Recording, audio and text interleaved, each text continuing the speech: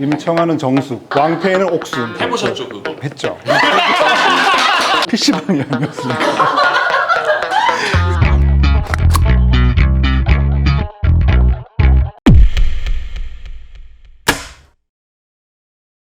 그 양조위가 미드나잇 익스프레스로 다가와서 이제 모자를 벗는 그 장면은 양조위라고 하는 배우가 사실 그 전까지 우리가 아주 깊은 인상을 남긴 배우는 아니었다고 할 수가 있는데 처음으로 이 배우가 이렇게 멋있었어?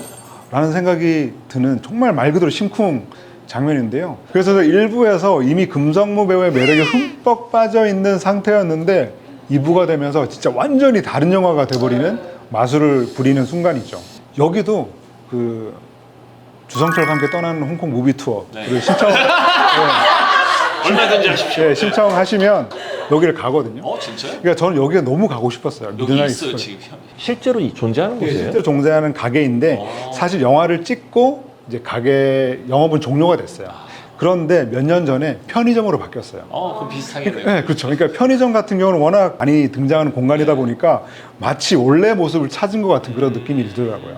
그래서 여기를 가서 그런 것들을 많이 하시죠. 그러니까 바로 그 건너편에 양조위가 진물을 보던 이렇게 종이를 들고 뭐 볼펜으로 쓰다가 순찰 체크하는. 체크를 하고 걸어오다가 모자를 해보셨죠 그거?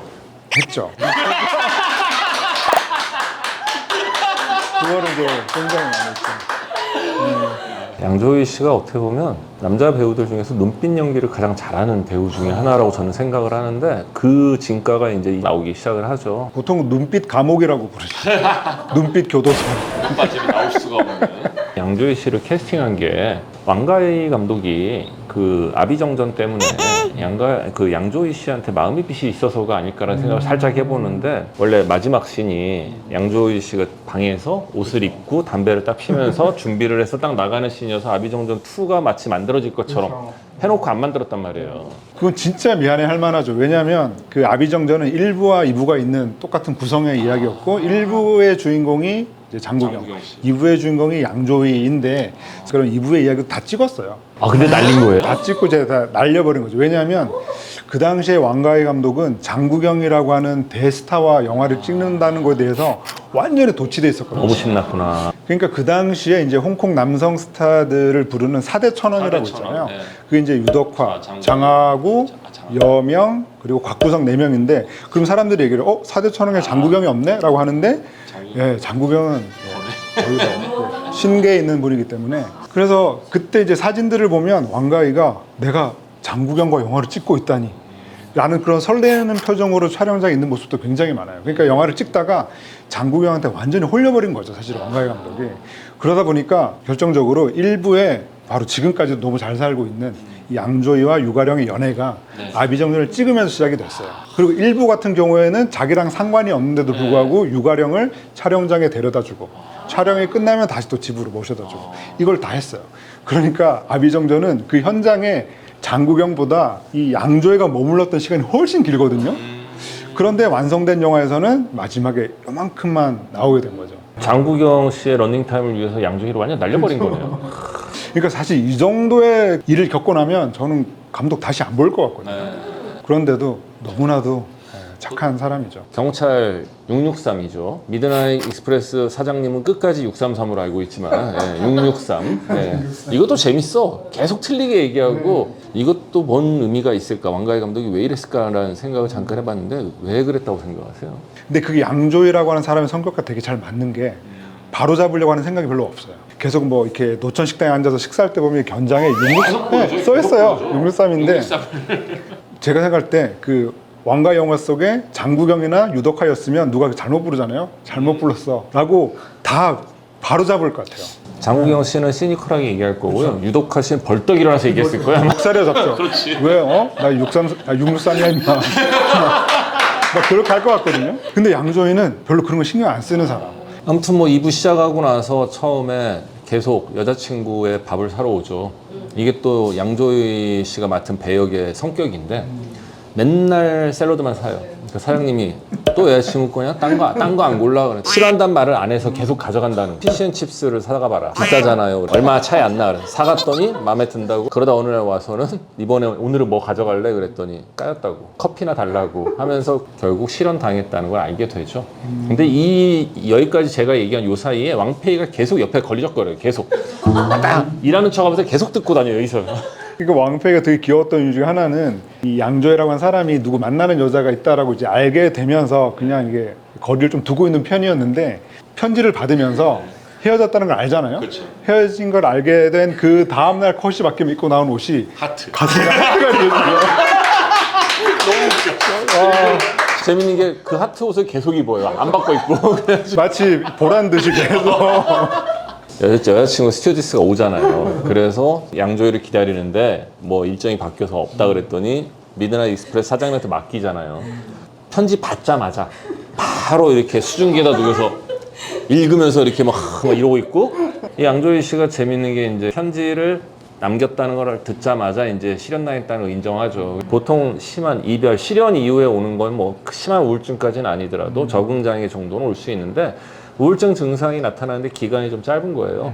근데 우울증 증상 중에서 인지 증상이라는 게 있는데 요거 특징이 집중력이 떨어지고 단기 기억력이 떨어져요. 머리에 안개 낀 것 같다라는 표현을 많이 하거든요. 양조희 씨가 보이는 모습이 전형적으로 그거예요. 집안에 물건이 바뀌는지도 잘 모르고, 그러다가 이제 일정 기간 지나고 실연의 아픔을 좀 극복하면서부터 옆에 있는 것들이 보이기 시작하는 거죠. 그러면 이제 왕페이 씨가 봉투 안에서 키를 발견하죠. 전 여자친구가 돌려주려고 했던 그 열쇠를 받아서 머리를 써요. 편지를 붙여주겠다 하면서 주소를 캐내죠. 그러면서 이제 계속 점점 과감하게 양조희 씨가 없는 틈을 타서 계획적으로 가가지고 안을 다 뒤집어 놓죠. 몰래 가서 집을 치우다가 한 번 우연히 만나잖아요. 되게 웃긴 게 먹긴 사람이 화낸다고. 그러니까 양조희 씨가 이제 자기 전 여자친구가 집에 있을 것 같다는 예감에 집으로 뛰어갔는데 집에 물바다 돼 있고, 나가려고 문 열었는데 밖에 금붕어 사온 왕페이 씨가 있다가 깜짝 놀랐더니 왜 당신이 여기 있냐, 내 집이다. 그래가지고 그런 말도 안 되는 얘기를 하다가 다리 쥐나가지고 이제 전 여자친구 해주듯이 다리 마사지를 해주고 둘이 피곤해서 소파에서 잠이 들죠. 그것도 웃겨. 아마 내가 볼 때는 그때 이미 양조희 씨도 자기에 대한 호감이 있다라는 걸 좀 눈치채진 않았을까. 그리고 사실 그 전에 이미 막 그 노천 식당에서 양조이가 식사를 하다가 딱 마주쳤을 때 굳이 또 들어주잖아요. 네. 그 거리도 굉장히 길거든요. 그렇죠. 사실 그 정도면 그냥 평범한 호의라고 하기에는 마음 있지 않고서는 그러지 못하지 않을까? 그러고 딱 걸려서 우리 집에 왜 왔냐, 우리 집에서 뭐 하냐 막 했더니 왕페이가 결국에는 대답을 안 하고 도망 나가죠. 그랬더니 이제 더 재밌는 건 왕페이를 찾으러 가잖아요. 찾으러 가서 데이트 신청을 하고, 내일 뭐 너 쉰다고 들었다, 내일 밤 8시에 앞에 있는 캘리포니아에서 만나자 라고 하고, 다음날 캘리포니아라는 바를 가는데 기다렸는데 결국 안 오고, 그 다음에 사장님이 오죠. 얘 안 온다. 어디 가냐 그랬더니 그만두고 캘리포니아 갔다. 그 대사가 참 좋아요. 우리는 서로 다른 캘리포니아에 있다. 그래서 거기가 지금 오전 11시니까 거기 저녁 8시가 되면 오려나? 뭐 이런 대사를 하고 이제 갑자기 끝난 듯 하더니 1년이 훅 지나가죠. 그러니까 저는 그게 뭔가 이 두 사람이 계속 꿈에 취해 있다가 꿈에서 깨면서 현타가 왔던 것은 아닌가 라는 생각을 조금 해봤던 것 같아요. 그리고 왕가희 감독이 말씀하신 것처럼 또 즐겨 쓰는 방식이 되게 사랑하는 연인들이 같은 이름의 다른 장소에 있는 걸 또 되게 즐겨서 하거든요. 이런 거리감을 만들어내기 위해서 왕가희 감독이 그런 설정을 하지 않았을까 싶기도 합니다. 왕페이 씨가 결국 1년 후에 나타나죠. 사촌 오빠 가게를 딱 갔는데 샤타를 열었더니 양조희 씨가 있다. 근데 그 장면도 양조위니까 좀 말이 되는 장면 같아요. 그러니까요. 왜냐면 아까도 이제 663, 633 말씀을 드렸던 것처럼 그 유덕화 같은 경우는 그때 왜 안 왔어? 따지거나 이런 건데 그 순간만큼은 양조위가 마치 한 일주일만 만난 것처럼 되게 자연스럽게 받아주거든요. 그렇죠. 당신이구나. 네. 그게 역시나 양조위이니까 되게 자연스럽게 만들어지는 장면 같아요. 이거를 보신 분들한테 결이 다를 수는 있지만 이 영화는 꼭 봤으면 좋겠다. 홍콩 영화 3개만 좀 추천해 주신다면. 그냥 전 세상 영화를 통틀어서 가장 좋아하는 영화가 저는 왕가희 감독의 해피투게더거든요. 그래서 해피투게더는 장국영과 양조위가 등장한다는 것만으로도 너무나도 황홀한 작품이고요. 그리고 또 하나 꼽자면 홍콩 영화의 어떤 심화학습이라고 하는 측면에서는 두기봉 감독의 흑사회, 흑사에도 이제 OTT에서 보실 수 있으니까요. 흑사에 추천드리고요. 제가 또 장국영의 팬이다 보니까 장국영의 수많은 또 다른 영화들 가장 좋아하는 영화 중에 하나가 장국영 매운방에 나왔던 관금붕 감독의 연지구라고 하는 작품인데요. 거기서 처음으로 장국영이 태양별이 이전에 경극 연기를 하기도 했습니다. 저는 이렇게 해피투게더, 연지구, 흑사회 이렇게 추천드리고 싶습니다. 이거 진짜 궁금한 거다. 양조위는 어떤 장르의 가게를 창업하려고 했을까? 편집장님 어떤 저는 그 시기적으로 보면 PC방이 아니었습니다. 그래서 이제 양조위가 이제 컵라면 같은 걸 끓여서 이제 자리마다 배달해주고. 와, 이거 너무 신박한 질문인데요? 저는 카페? 유일하게 본인을 위해서 뭐 사 먹는 거는 블랙커피밖에 없거든요. 근데 사실 위에 미드나잇 익스프레스 간판은 안 바뀌었었죠. 제 기억이 맞으면. PC방은 아니었으면 좋겠습니다. 네. 갑자기 확 감성이 깨지는 느낌이 들어서. 네. 자, 다음 거 또 뽑아주시죠. 일단 나오면 가장 재밌을 캐릭터는 임청아 같긴 해요. 그 임청아가 등장을 하면 이제 광수가 계속 쫓아다니면서 왜 안 벗으세요? 어쩌고 계속 질문을 하겠죠. 그래서 일단 등장하면 제일 재밌을 캐릭터는 임청아. 사실 타인한테 피해를 끼치는 인물은 제가 볼 땐 금성무거든요. 네. 눈치도 없는데 말은 겁나 많고 옆에서 계속 귀찮게 하기 때문에 금성무 씨가 최고 빌런이 아니었을까. 임청아는 정수, 왕패는 옥순. 약간 바로 그려지긴 한데. 대진신의 20일 오늘 함께 해봤는데 어떠셨나요? 저는 정말 즐거웠어요. 왜냐면 되게 좋아하고 얘기를 많이 하거든요. 얘기를 많이 하는데 가장 긴 시간 얘기한 건 오늘이 또 처음이기도 해요. 그래서 정말 즐거운 시간이었습니다. 감사합니다. 편집장님하고 얘기하니까 제가 모르는 얘기도 많이 나오고 너무 배우는 시간, 유익한 시간, 즐거운 시간이었습니다.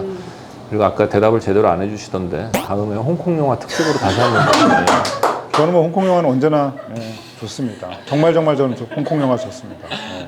오늘 나와주셔서 너무 감사합니다. 네, 감사합니다. 네. 데블스 플랜 직후부터 이미 눈물을 너무 많이 쏟아서 내가 지금 떨어졌으면 안 되는데 세상에서 제일 불타는 사랑을 할 것 같아요. 타 죽을려나?